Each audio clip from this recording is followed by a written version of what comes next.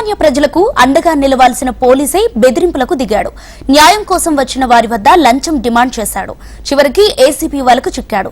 ఓ case విషయంలో లంచం తీసుకుంటూ ఏసీపీ అధికారులకు పట్టుబడ్డాడు హైదరాబాద్ సీసీఎస్ సీఐ సుధాకర్ రెడ్డి. బాధితుల ఫిర్యాదు మేరకు రంగంలోకి దిగిన ఏసీబీ అధికారులు సీఐని రెడ్ హ్యాండెడ్ గా పట్టుకున్నారు. ఇన్స్పెక్టర్ కార్యాలయంతో పాటు అతని నివాసంలో సోదాలు చేసింది ఏసీబీ. ఈ కేసుకు సంబంధించి సీసీఎస్ ఏసీపీ రామ్రెడ్డి పాత్రపైన విచారణ చేశామంటున్న ఏసీపీ డీఎస్పీ శ్రీధర్ తో మా ప్రతినిధి Amarender Reddy face to face. వరుస కేసులతో ఏసీబీ దూకుడు పెంచింది. అవినీతి ఛాయలు కలిగిన ప్రభుత్వ శాఖలపై ఇప్పటికే దుశ్చారించిన ఏసీబీ అధికారులు వరుస తనిఖీలు సోదాలు నిర్వహిస్తూ కూడా అవినీతి అధికారులను అరెస్ట్ చేస్తున్న పరిస్థితి నెలకొంది. ముఖ్యంగా చూసుకుంటే పోలీస్ శాఖ, రెవెన్యూ శాఖ, ఇరిగేషన్ శాఖతో పాటు ఆర్టీఐ శాఖలకు సంబంధించి అన్ని శాఖల్లో ఇప్పటికే విస్తృతమైన తనిఖీలు చేస్తూ కూడా ఈ హైదరాబాద్ జోనల్ పరిధిలోనే పదుల సంఖ్యలో ఇప్పటికే గత నెలలోనే పూర్తిగా పదుల సంఖ్యలో కేసులు అయితే నమోదు చేసింది.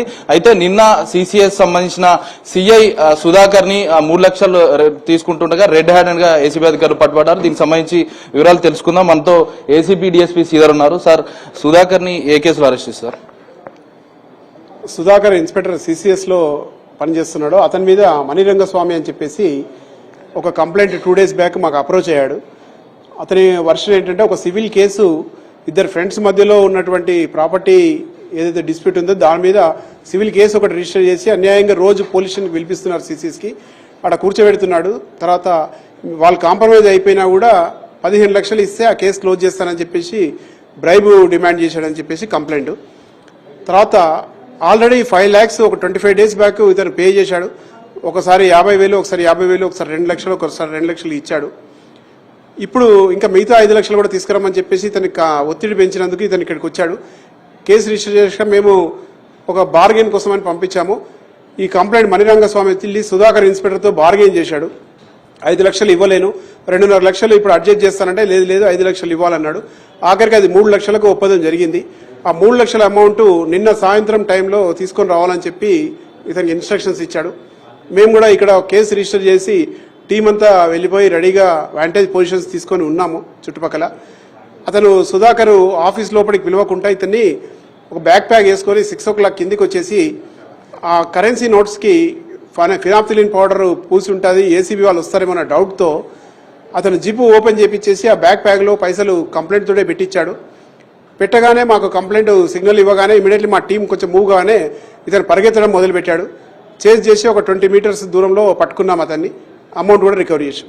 సార్, అయితే ఏదైతే డబ్బులు పట్టుబడ్డ విషయంలో డబ్బులు సీజ్ చేస్తే అమౌంట్ రాదనే అపోహ ఉంది. దీనిపై ఏం చెప్తారు సార్? యాక్చువల్లీ కేసు అనేది 10 సంవత్సరాలు 15 సంవత్సరాలు నడుస్తుంది ఏసీబీ కేసు.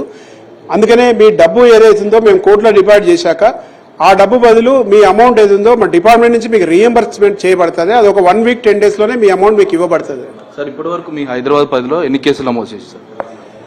ఇప్పుడు ఆల్రెడీ లాస్ట్ 2 months లో 21 కేసెస్ రిజిస్టర్ చేశాం.